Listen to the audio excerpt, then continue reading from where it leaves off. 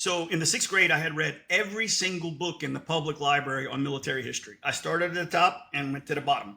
It wasn't a big library, so then my parents got me the military book club. So I'd get a book every month and I'd read that, and so it was really cool. And I remember telling my mother when I was in the sixth grade, it was her favorite story.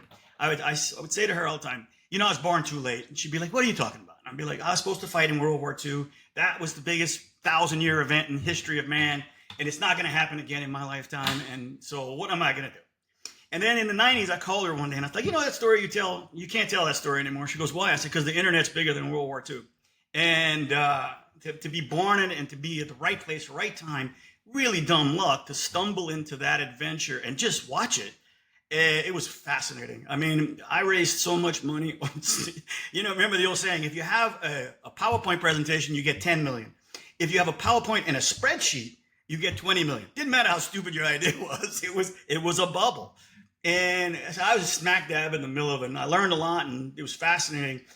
But okay, so then again, I think, well, that was my once in 1,000-year opportunity, and I did pretty good with it. I could have done better, could have done worse.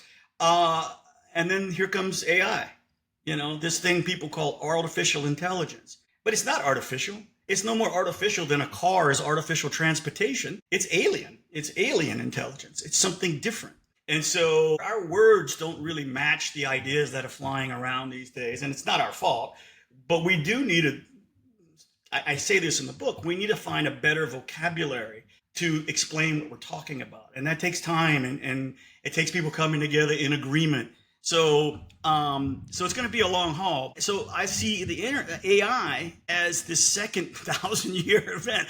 Maybe I need to shorten my time horizon because maybe it seems like it's happening every 20, 30 years. Yeah. Yeah. And so that's part of that, that curve that we're on.